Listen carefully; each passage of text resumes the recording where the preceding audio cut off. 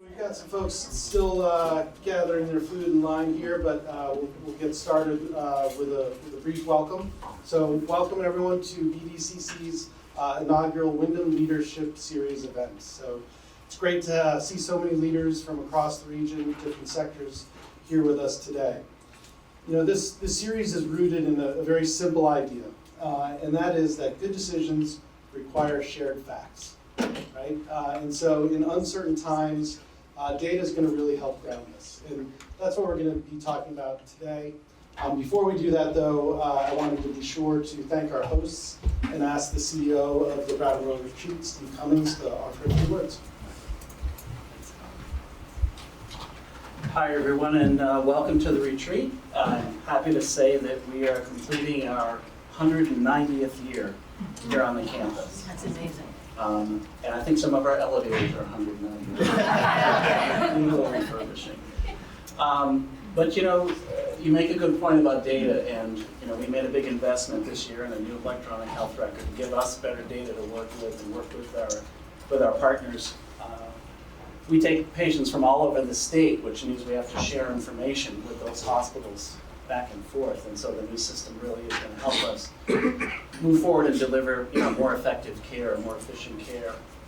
But we're also a pretty big community partner, so I see a number of my One Brattleboro colleagues in the audience. So that's our local connection, and then of course we have lots of statewide relationships.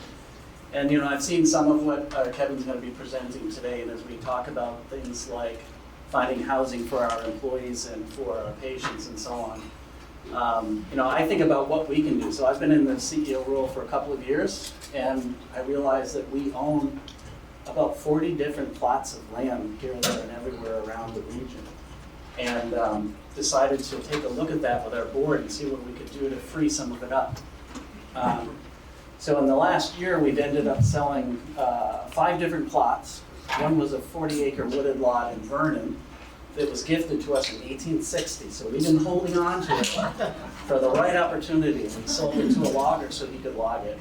But we did sell 4 other plots that were another, together about 40 acres in the area here that I think are going to turn into opportunities for more residential housing. And I just feel like it's on all of us really together to figure out the 100 little ways that we're going to free up some of the real estate, free up some of the opportunities, build more opportunity for business and so on in the state. And so I want to make sure that we continue to do our part. So I love these forums, some of the other stuff you're doing, and I think, you know, working with our One Brattleboro team is great as well. Last thing is I just want to thank our food service partner, Sodexo, and my man Kevin over there for supplying the food. They always do a great job for us, and hope you'll enjoy the day. Thanks a lot.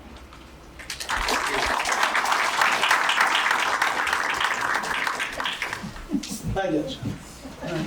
Got to ground in a little history and context first. So the last several months, the BDCC team has been having internal and external conversations, mostly around the rapidly evolving federal policies and how that's going to impact the state of Vermont's economy and communities like ours.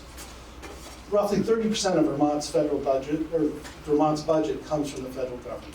And so when in that context, we know that we need to have a data-informed framework to move these conversations from speculation to strategy. Again, sort of the intent of this series and what we'll be hearing today. This leadership series is designed as a cross-sector forum to help regional leaders stay informed, connected, and aligned as we navigate those changes together. And data matters because it allows informed strategic development. With disciplined execution, we can change the curve. And we know this because we've done it.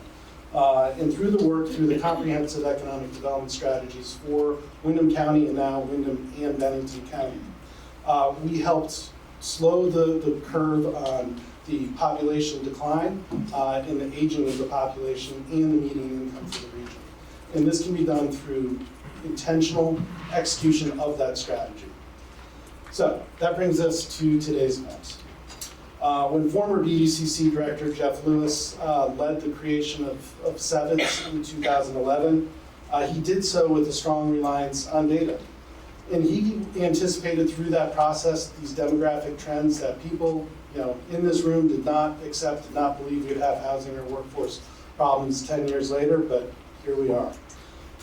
And that work and the resulting SEDS helped inform the Vermont State Chamber of Commerce's creation of the Vermont Futures Project, which we'll be hearing about today. So the then retired Jeff Lewis in 2012 or 13, maybe 14, asked his colleague from UMass Graduate School, Jennifer Stromston, to join him in building the initial Vermont Futures Project. So it's really full circle. It's wonderful to have Jennifer here, the appreciation of what data does for our economy here locally and the state, and understanding it. So Jennifer, if you'd like to introduce Kevin, that'd be great.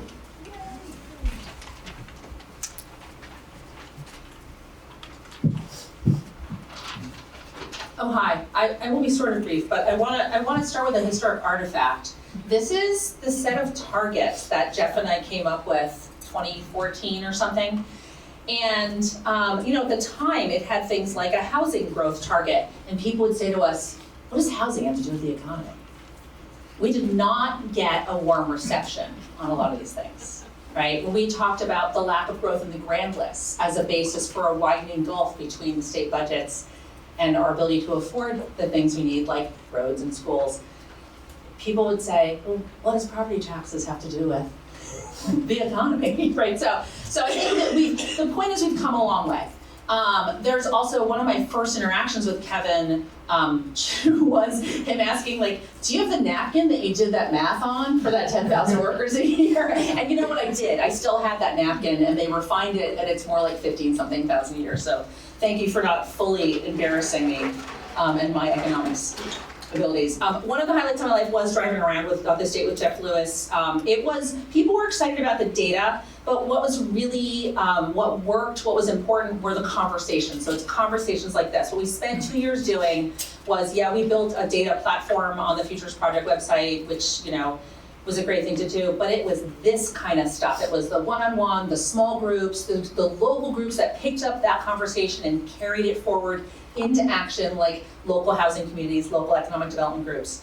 And as Adam pointed out, that work that we were doing was built on the knowledge and the experience that had been built here. Facing things like the labor force shortage, the aging workforce, the kind of slow-growing property tax base. This region has been a bellwether for a long time. We think we're a little special. We did age a little faster than the state. There were some early stressors that were really the genesis of that sevens organizing, some bad winters, and then certainly Tropical Storm Irene. And those terrible times and experiences have formed collaborations that to this day sort of give us the ability to listen to something that Kevin says and say, okay, we know what to do with that information. We know how to talk about this. We don't have a solution, but we know how to have a conversation and take action together. So what I'm trying to say is this region for a long time has said, we're not willing to just accept the way things are.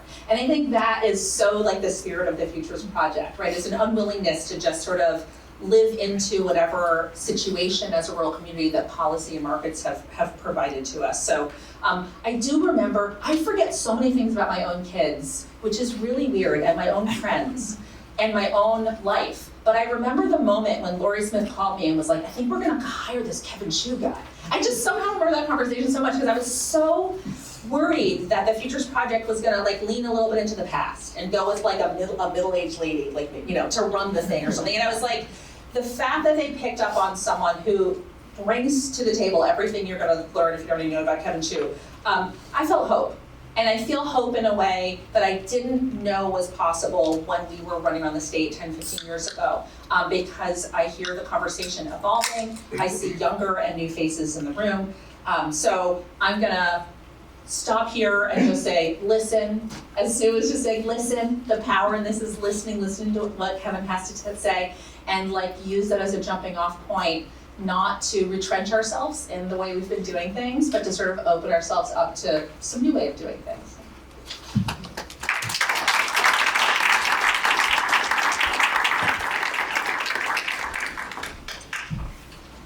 Thank you for that great introduction. Thank you for having me here. Really excited to be in community with you all, to share some information, but to have some robust discussions about how we want to shape our future.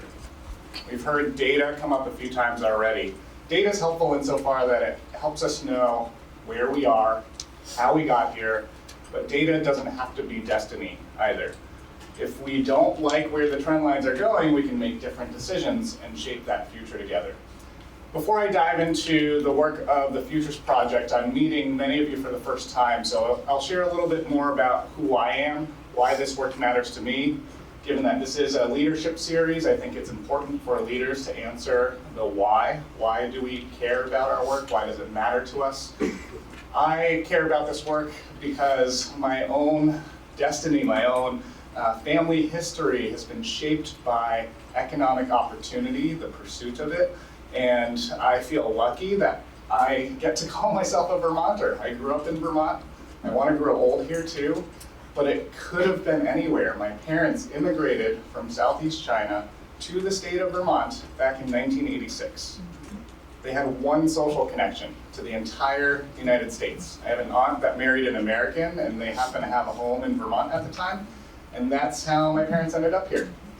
Neither of them spoke English when they arrived. Neither of them had a college degree.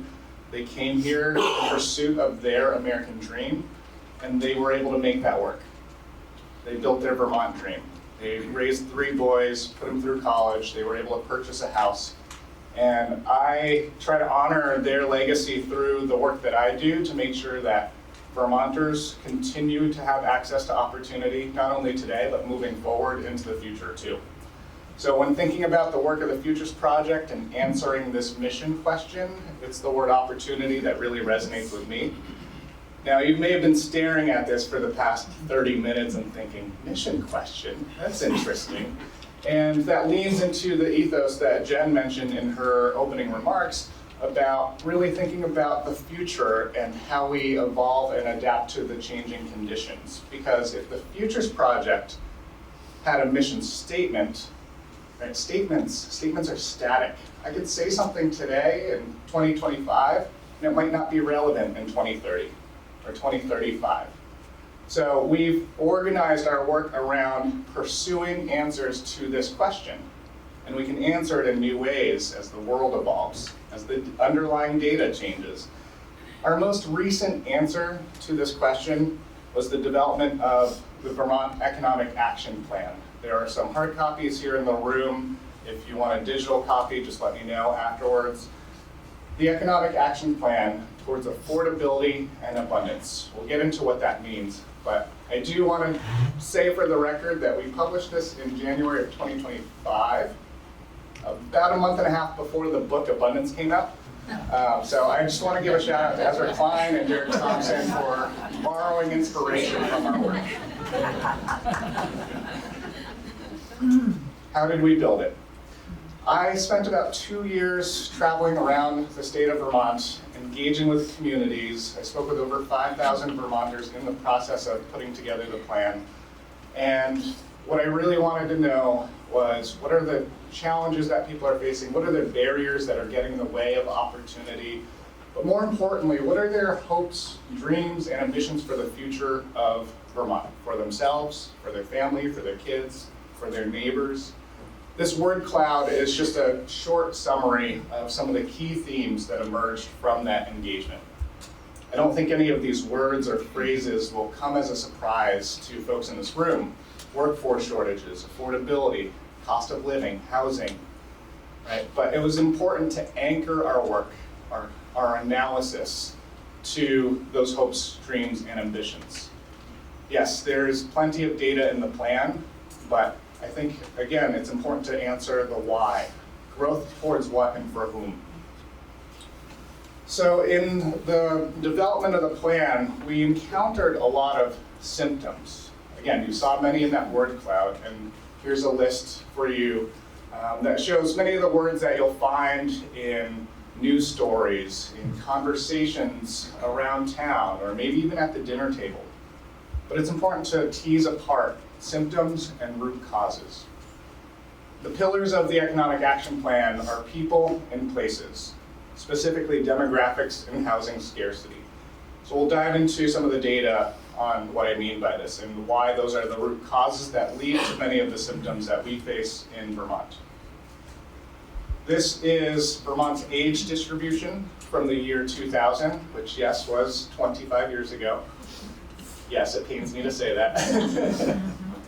And the takeaway here is that we had a relatively large working age population compared to the number of children and elderly. We had about 226,000 Vermonters between the ages of 25 to 49 and about 77,000 in the 65 plus cohort.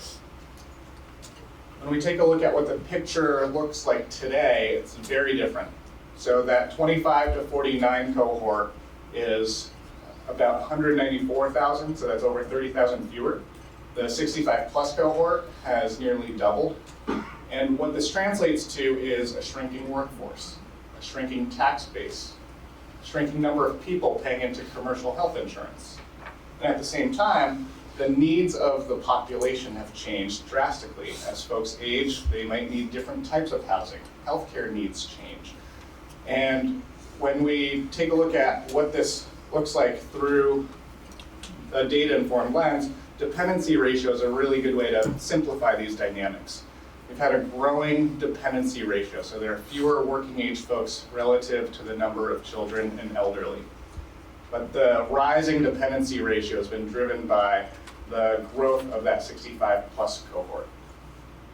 Now, when we go from demographics to the labor force implications, what it means for the economy, I've put a couple of data sets together here.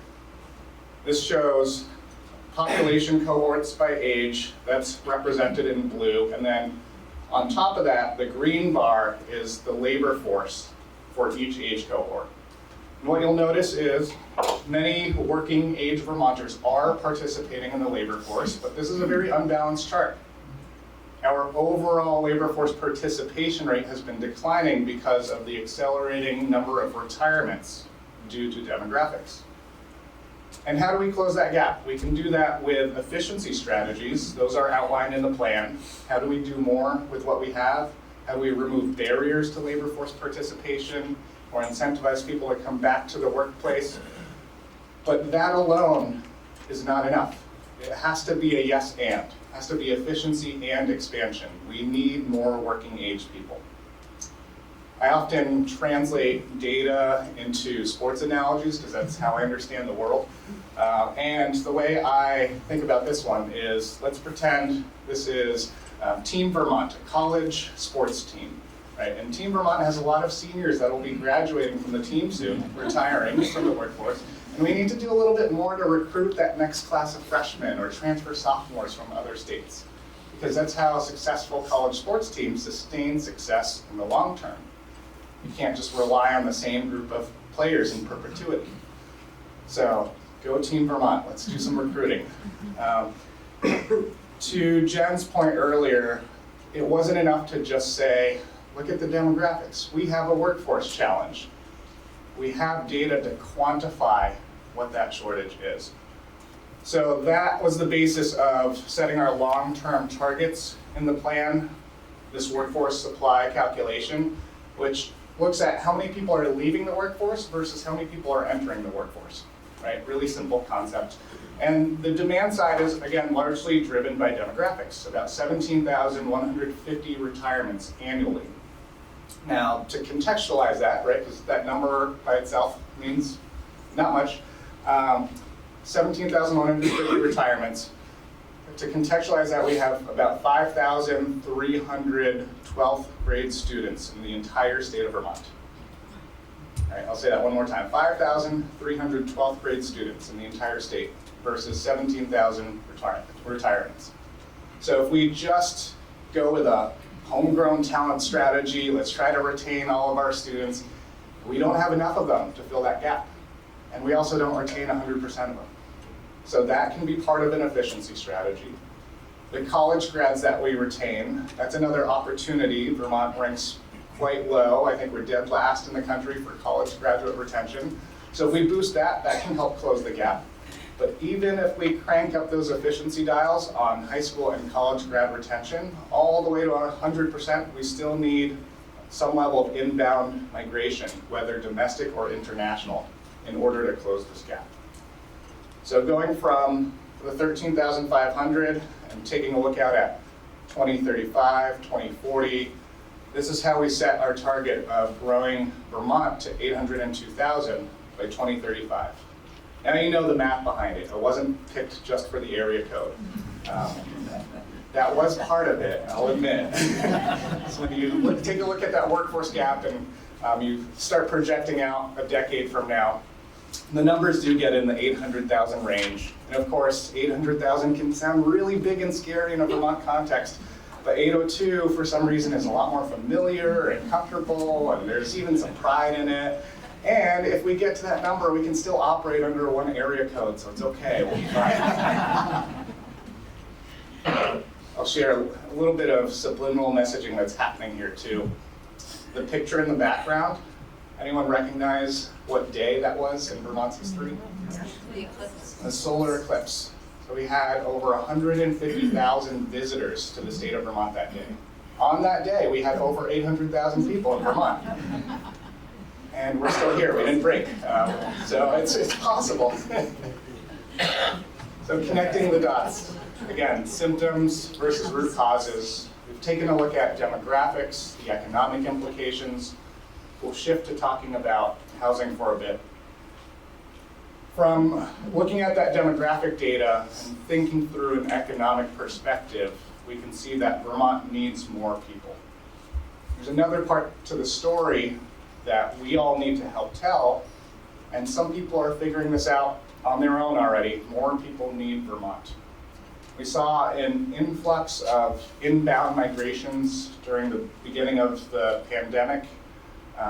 We've seen a rise in the number of families and individuals that have picked Vermont to relocate to for reasons like climate change or values-based migration. Some people call it political migration, but I find whenever I use that P word, things get tense for some reason. So values-based migration. But these are reasons why someone might choose Vermont. These are reasons why people might need Vermont, right? And when we think about that just from a supply-demand perspective, right, more people needing Vermont means increased demand for Vermont. That'll only increase as the impacts of climate change continue to impact communities, and not only in the US, but globally as well. If we just think about the US for a sec, climate vulnerability, the Northeast is relatively favorable compared to many other parts of the country. That's not to say we won't feel the impacts of climate change. We already have. We've seen that over the past few years. But if you live in a coastal city in Florida and there's sea level rise, you might need Vermont. If you live in a place with chronic drought or wildfire, you might need Vermont. So as that demand persists or even increases, we need to be proactively preparing for that, because that can help to solve some of the demographic challenges we face. But if we don't increase the supply of housing to meet that increased demand, then we'll see a continuation of this trend, which is the affordability challenge in the housing market. But I want to pause and just say, inherently, demand for Vermont is actually a good thing. It's an opportunity for us to respond to. I was speaking with a professor at Middlebury College who grew up in rural Alabama, and he was saying to me that his hometown, they could try to build more homes, they could try to invest in economic development and support businesses, but people keep moving away. They don't want to be there. That is so much harder to solve for, right? And what he said to me was, Vermont has so much potential, we just have to get out of our own way. So when we take a look at this chart that shows the affordability challenge, we then have to look at housing supply and how we're doing in terms of new housing construction. This shows when housing units in Vermont were built throughout the decades. We have some of the oldest housing stock in the entire country. About a quarter of our housing stock was built before 1940, then we saw a relatively healthy rate of housing construction in the 70s and 80s, but in recent decades, this has decelerated significantly to the point where less than 20% of the housing stock in Vermont has been built in the past 20 years. Now, the needs of our population, as we said with the demographic slides, the needs have changed a lot, but our built environment hasn't evolved to keep up with those changing needs. Now, I'll put those things together with the next couple of slides. So instead of charts and numbers, I decided to go with stick figures here. Simplified the math, so we have 2 homes on the slide and 6 people, right? This was 1970, median household size was 3.21. It's much lower now. Median household size is around 2.3. So on this slide, we still have 2 homes and 6 people, except those kids that grew up in Vermont might not be in the state anymore because they couldn't find any housing in their community, so they left. And we also have a lot of larger homes that are being occupied by fewer people. So this is what I mean when I say the needs have changed and the built environment hasn't. So we're not even effectively using the housing stock that we have. When we visualize this at a state level, I calculated what I call latent capacity for every single town, which is just a simple calculation between a town's historical peak versus its current population, recognizing that many places have experienced depopulation, especially in rural Vermont. So every place that is blue or green on this map is a place that has depopulated. If we just play out a thought experiment and ask, what if we restore each of those places back to its historical peak? How many people would that add to the state of Vermont? That alone would add over 70,000 people. That gets us almost halfway to the 802 goal. And that's just a rural revitalization strategy. So I just wanted to contextualize what growth means, because if we only talk about it in aggregate at the state level, we miss some of the nuance and the needs or even the strengths and assets of communities that can pitch into that collective target. So over the years, you saw housing construction slow, and we see that reflected in the building permits data as well. There's this general trend where it's getting harder and harder to build, right? Because that word permit, permission, that's how many we allow. We can change that, right? The housing needs assessment conducted by the state of Vermont estimates that we need to be building at about 3 times this rate to meet current and future needs. This needs to be about 7,500 to 8,000 units per year. At the same time, I often hear the phrase, housing is a human right. Raise your hand if you've heard someone say that. And it's not just Vermont, I'm not just picking on Vermont here. Housing is a human right. Yet, when a proposal is put forth to build housing, often the default answer is no. And you have to work through a laborious process that can take 2, 3, 4, 5 years before you get to a yes answer. And that costs a lot of time and money, and that impacts the affordability of housing. If housing is a human right, then it should be right to build housing. This is an opportunity to reframe the conversation, to reflect on the processes and the rules that we have, and ask, are they too restrictive? Do we default to no when we should default to yes? Especially in a time that many call a housing crisis. Right? When I hear that word crisis, I think, oh my God, we have to act with urgency. But a 2 to 5 year timeline is not an adequate response in terms of urgency to a moment that we call a crisis. Now, just to hold up a mirror and reflect back onto our state in terms of our priorities or how we're thinking about things, these next couple of slides are either going to be one of your takeaways or the reason why I never get invited back. And I love charts and data, but sometimes memes are the best way to communicate information. So one of these things is accused of attracting crime, lowering property value, and changing the character of communities. It's even illegal in many places too, and the other one is cannabis. Priorities. All right, that's a negative frame, so let's try a different one. Let's frame it more positively and talk about benefits. One of these things reduces stress and anxiety, helps people sleep, and it can even boost the economy. Yeah, the other one is cannabis. Legalized housing. Sorry to be so blunt about it.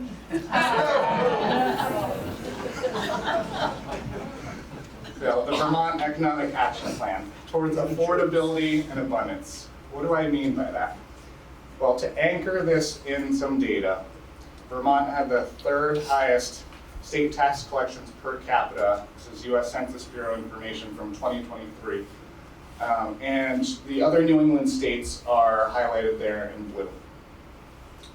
I was listening in on a conversation recently, and I heard this quote about the upcoming legislative session, and there will be a legislative breakfast. Check the placards on your tables, so you can get involved in these types of conversations in an upcoming event. So this is the quote that I heard. The upcoming legislative session will be a difficult one. There will have to be tough choices between cutting spending or raising taxes. Now, when I heard that, I thought, yeah, those are two of the choices. But what about the third one? And this is what's in the Economic Action Plan. This is a decision-making framework for our state. Right now, we are at the intersection of the blue and the green circles of trying to take care of our neighbors by providing ample services and programs. And I love that about Vermont. I want us to be able to keep doing that. But right now, we also have very low population density and a shrinking tax base and a shrinking workforce. The result is high cost of living. So if we want to lower costs, there are two ways to get there.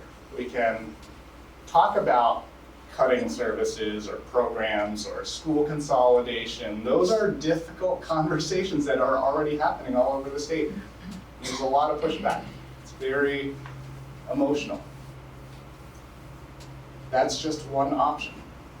And yeah, it might lower costs in the short term, but it can come with some dire long-term consequences too. It becomes significantly harder to recruit the next generation of Vermonters when some of those critical services go away. The alternative is to lean into an abundance pathway, to accelerate housing, to grow the population. Right? People are the answer, not the problem. And yes, that does mean embracing a little bit more density. That's okay.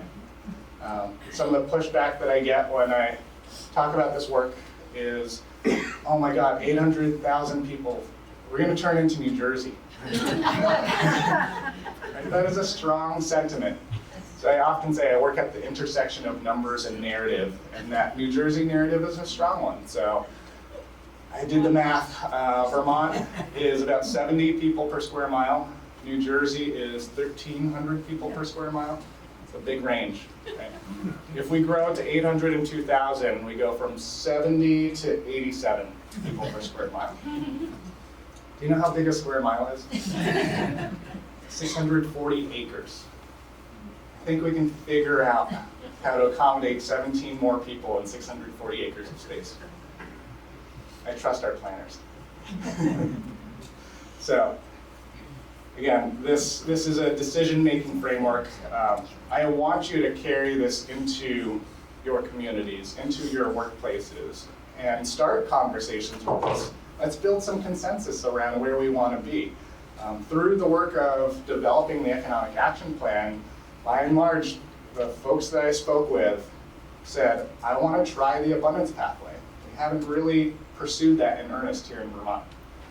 And it wasn't just those one-on-one conversations, the anecdata, but we also have leveraged the Vermonter poll as a way to gauge public sentiment towards growth, towards the abundance pathway. So this is a question that I sponsored for multiple years now. Are you supportive of growing Vermont's population size to strengthen its workforce? You see the 2022 results compared to the 2025. We see a significant increase in the number of people saying yes. There's a significant decrease in the number of people saying no as well. What about housing? Are you supportive of creating new housing to increase the population in Vermont? What about in your town? What about in your neighborhood? I hear some chuckles. This slide usually gets some chuckles because you do see a predictable dynamic where the closer to home it gets, the more uncertainty and opposition. What I want your takeaway to be that at every single scale, there are more people that say yes than no. And we're seeing an increase in the number of people saying yes. So people are connecting the dots between the symptoms and the root causes towards affordability and abundance. So to wrap up here, we'll just zoom out and take a look at growth through Vermont's history. We'll see the last 2 decades are actually the outlier. We are living through unprecedented times. If we grow to 802 over the next decade, it just gets us back on track in terms of the growth trajectory that we had leading up to the 2000s.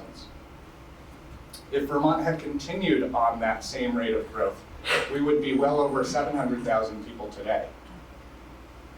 So getting from where we are to where we need to go would only require 2% growth per year. Because if I only ever talk about that long-term goal as adding 150,000 people to Vermont, again, that can be scary. That can feel overwhelming. We have to, as leaders, be able to take those ambitious long-term targets and break it down into the component pieces, the step-by-step, incremental progress that we need to make to get to those long-term outcomes. 2% growth in population, in our housing stock. Take that number and apply it in a local context. If you live in a town of 1,000 people, that means how do you welcome 20 new residents next year? It's not as scary anymore, right? And when I have those conversations with communities, changes the mood, changes the attitude, because you can see how that would be really good for your town. So 2% for Vermont, that's my campaign. Drink your milk. If you found this information to be valuable or you want to stay in the loop as we create new data visualizations or release new research, you can use this QR code to either endorse the plan, become an ambassador, or just sign up for our newsletter. But with the remaining time, I want to open it up to questions and just have a discussion. I really, really appreciate your time today, and I'm looking forward to seeing how this series evolves, right? I will conclude with a couple of remarks on just the idea of the growth mindset.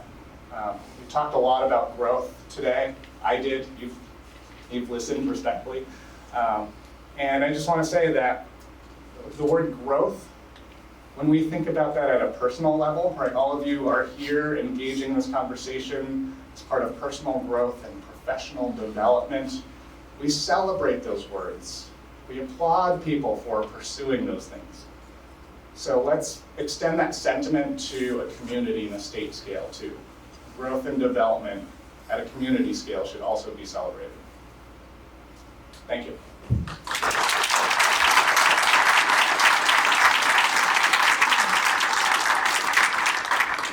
Adam, is there a mic that you want folks to go to?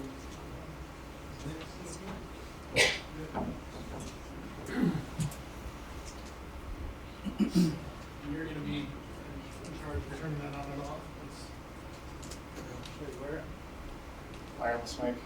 But if not, I bet Kate can project. I was curious about the latency that you were discussing, and like specifically with like Windham County. Is the latency in more of the rural towns, or is it towns like Brattleboro where you're seeing that there's potential for that revitalization? Yeah, it's a mix. So a value of 0 in this calculation doesn't mean a place doesn't have the potential for growth. It just means that a place is currently at or near its historical peak, right? So this is just a very simple way to begin the exploration of where are the places that have experienced depopulation that may have underutilized infrastructure or capacity for growth, because at one point they had more people, there may be roads in place, there may be buildings there that instead of having to build new, we just restore. It requires ground truthing, and it's just one data layer in a more comprehensive analysis, but it's definitely shaped the conversation on growth by saying, let's not only talk about it in aggregate, but let's have the conversation on a town-by-town basis too. It's about empowering communities with data to make decisions locally.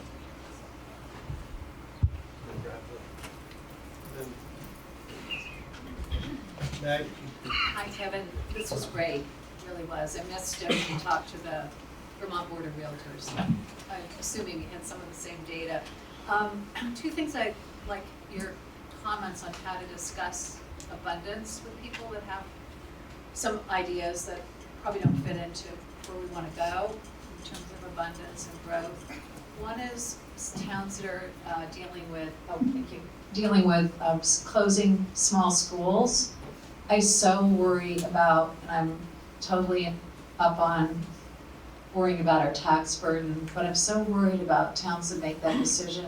They're saying to families, you're not going to move here. You know, who's going to move there in the future if there's no local school? So any help on that? And the other one was, you know, I think one of the slides sort of touched on this, the non-vacation home, with the vacation home housing.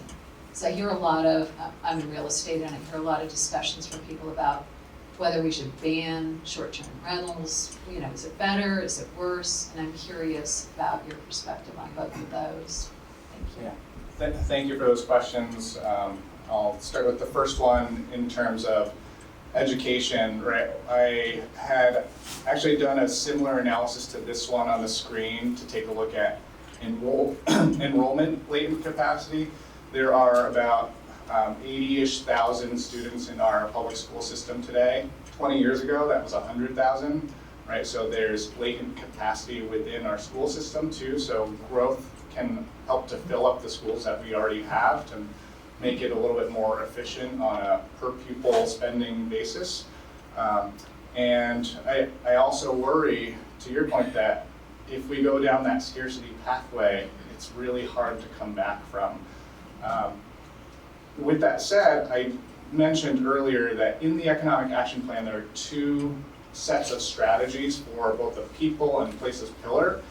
They're broken into efficiency strategies and expansion strategies. I think the long-term abundance framework says that the expansion piece is necessary, but there are efficiencies that we should be pursuing in the short term that can help bend the cost curve as we pursue long-term expansion. They have to happen simultaneously.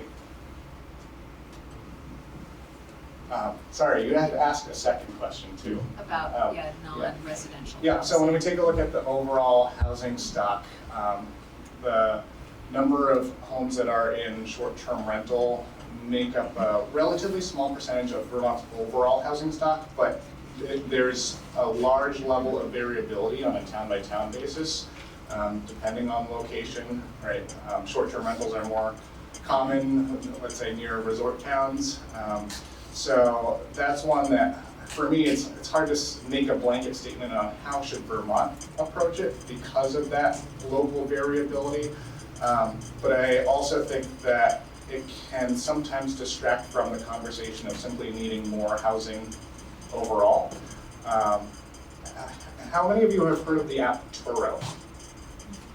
Yeah, so it's kind of like an Airbnb app for automobiles, for cars. If you have a second or third car and you don't use it that often, you can rent it to someone who is visiting instead of renting through a Hertz or Enterprise.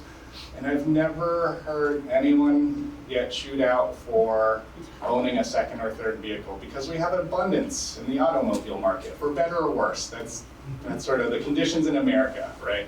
And I hope we can get to a place with housing abundance so that we don't have that same antagonization that's happening. Hi, Kevin. Thank you very much. That's a good presentation. My name is Chris Morrow. I'm in the legislature. Some of my colleagues here.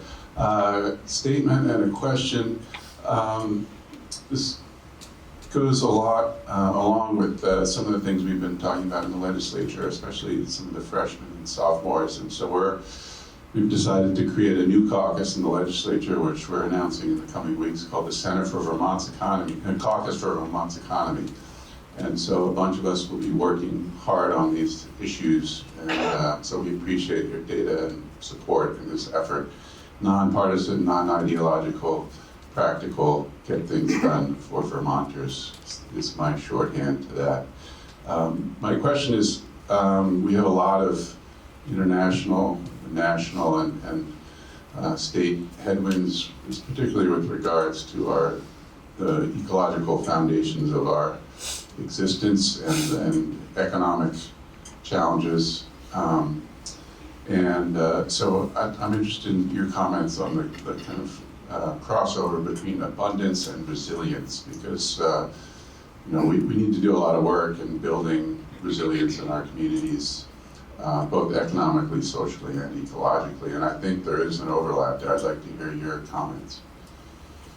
Thank you. I forgot to mention in my introduction that my background is in environmental studies. That was my major at Middlebury College. So when I carry out my work of helping to think through economic stewardship, I also think through the lens of environmental stewardship and equity as well. I don't think I have to say, but I'm a person of color that grew up in Vermont, so that lens is always top of mind. When I take a look at growth as part of a potential resilience strategy, maps like this are helpful. I think about smart growth principles that can increase Vermont's housing supply, grow the grand list, improve economic conditions while at the same time reducing greenhouse gas emissions. I just partnered with a group of students in a senior capstone for environmental studies at Middlebury who did a data-informed examination of how much would greenhouse gas emissions go down if more houses were built in Middlebury, where there are a lot of people commuting in from very long distances. So we're hoping to finalize that methodology and then adapt it to other places as well. One of the maps in the Economic Action Plan shows on a town-by-town basis a ratio of jobs to homes.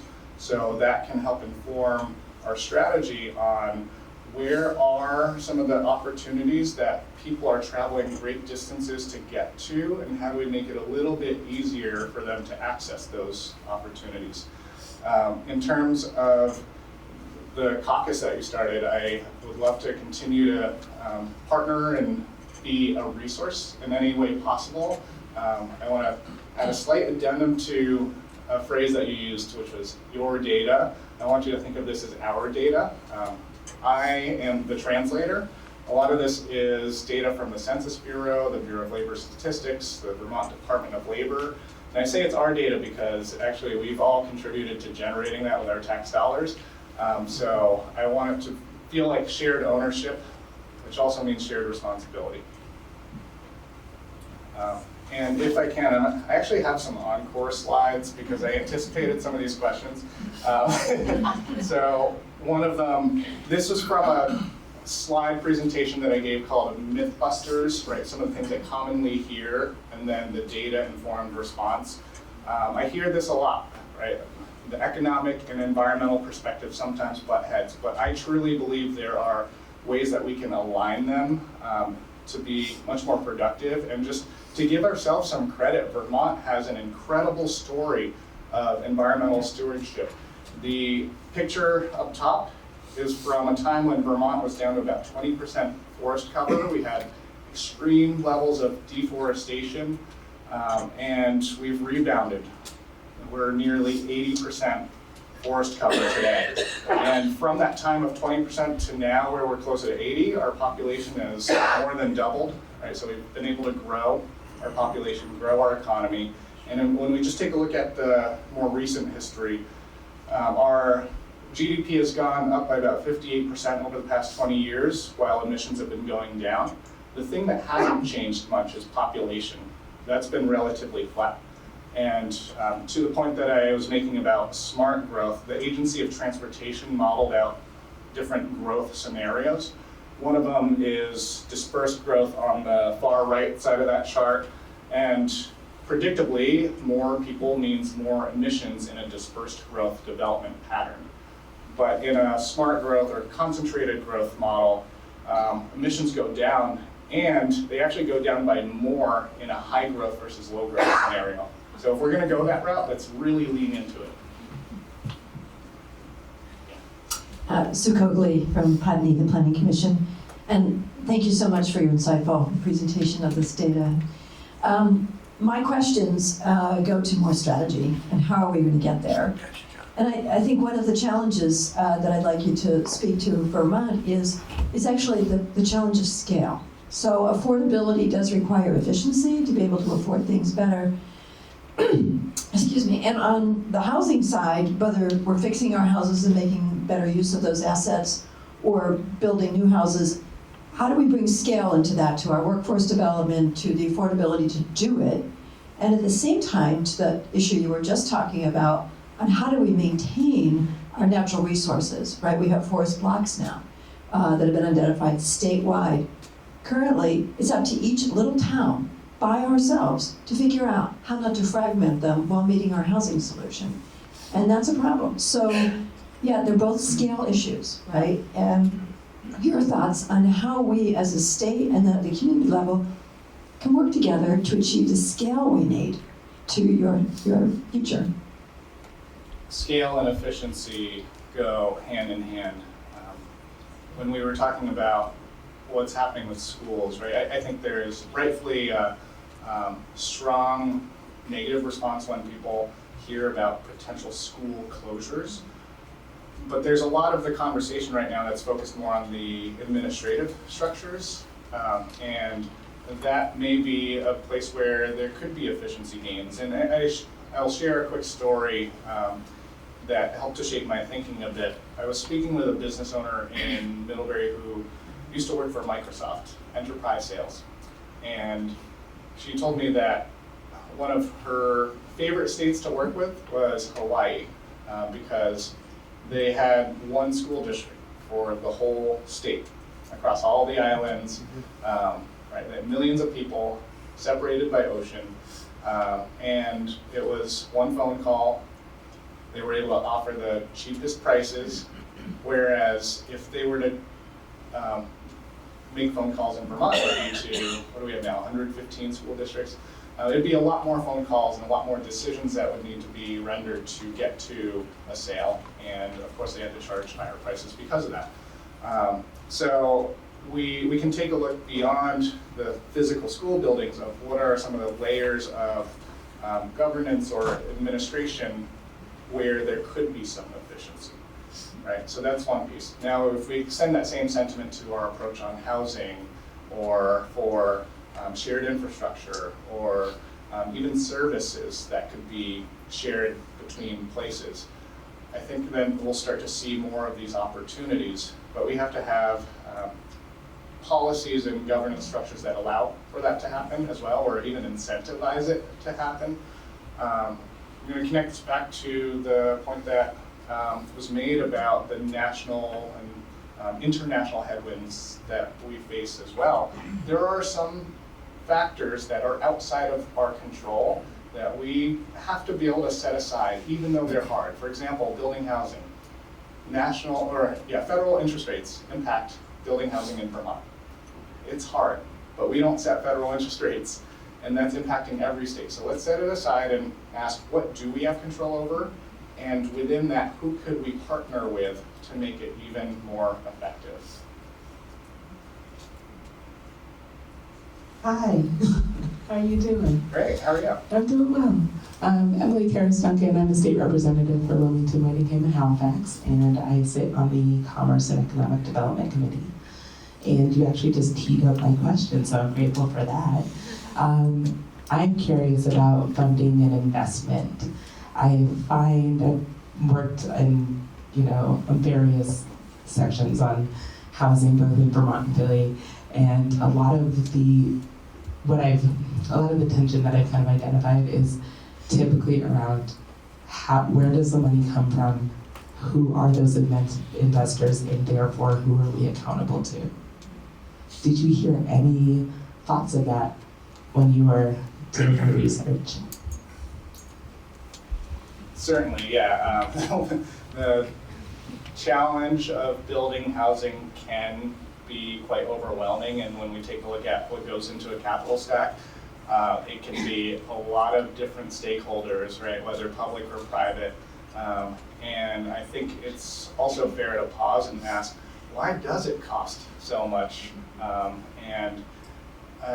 There was a question earlier about the abundance agenda, and I'll point to, in the book Abundance by Ezra Klein, not the economic action plan that the book is based off of. They take a look at the challenge of building housing in California versus Texas, and found that in California it costs almost 4 times as much to build 1 unit of affordable housing. Right? And I think the term that was used in the book was the everything bagel. When we start to add a lot of different boxes that need to be checked that cover many, many things besides just the act of building the housing, that can add to not only the cost, but the time it takes, and it means that the capital stack needs to grow significantly to meet all of those criteria. I would suspect that Vermont's probably a little bit closer to California than we are to Texas in terms of our rules, regulations, and policies, and our approach to something like building housing. I'm not saying we become Texas, right? But there's a big spectrum in between those two examples, and we should be willing to explore good ideas from elsewhere that we could adapt to a Vermont context. I'll actually be launching a new research product in the coming month, a competitiveness dashboard. So it's going to take a look at a variety of metrics and show where does Vermont rank, not only regionally, but nationally, right? So that we could start to look to perhaps aspirational states that are ahead of us on certain rankings and just ask, what are they doing? How can we start to borrow some of those good ideas? Or the opposite is true. We can also see, okay, are there states moving in a direction we don't want to go, and learn from their mistakes instead of making them?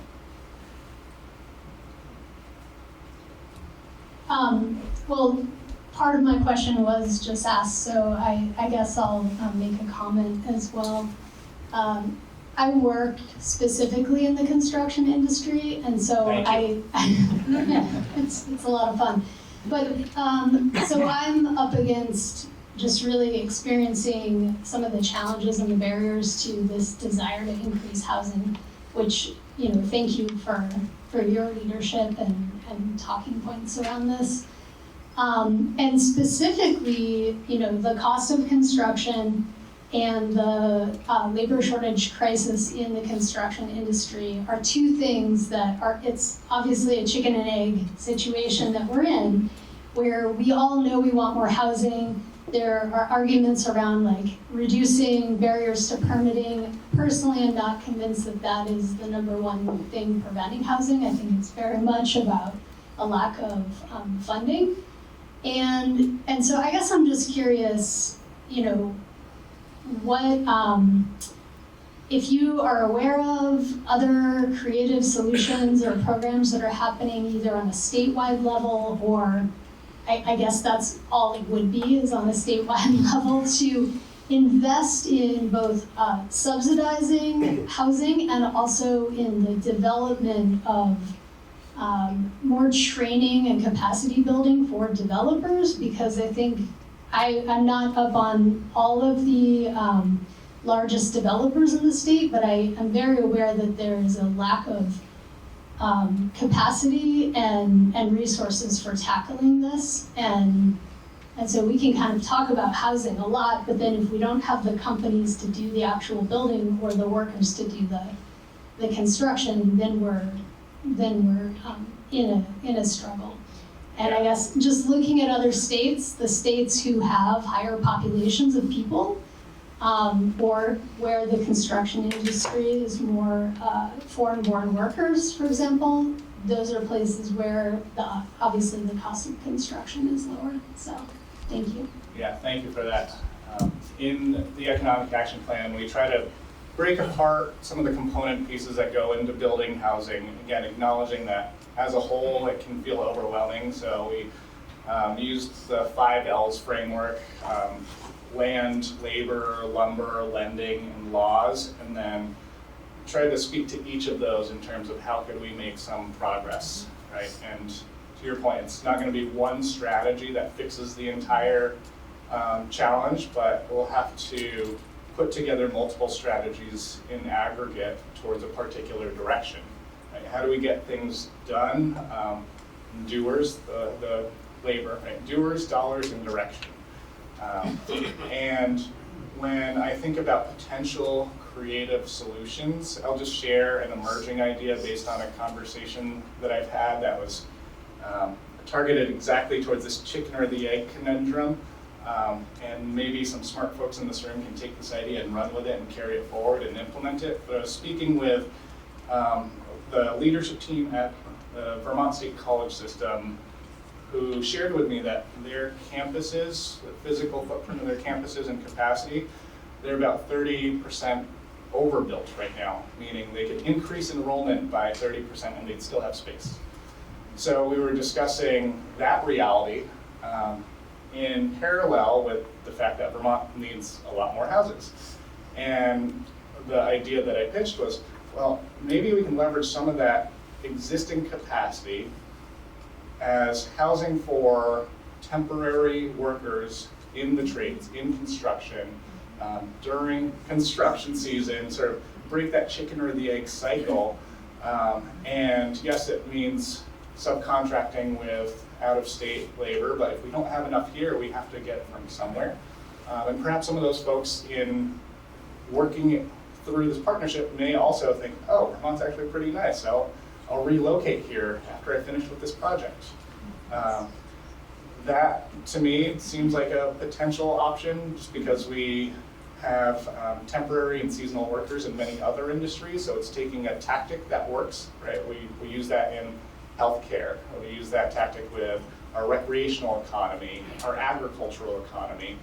Why not extend that same tactic to how we approach building houses too? Just a thought. So we are nearing the end of our allotted time together. Are there any final burning questions that someone would like to ask before we adjourn? Seeing none, want to make sure, as Kevin noted, on the tables, you have a table 10 talking about the Brattleboro Region Chamber annual legislative breakfast. We're pleased to be joining them in support of that event, so that's January 12th. We're putting together February's leadership series. It's going to be the state economist for the Vermont Department of Labor, Kevin Stapleton, who will be talking about the economic data. So today was mostly around the demographic. So we'll be hearing about state and regional and local economic development data or economic data from Kevin Stapleton. And then later in the winter, looking to bring folks in to talk about housing. So some developers, some municipalities who've done great work, as well as some of the advocacy groups statewide doing that. So Kevin, thank you very much for being here. Thank you for everything you shared.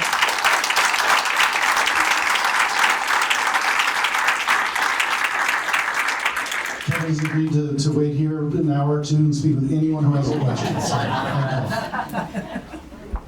thank you, folks. Have a great day.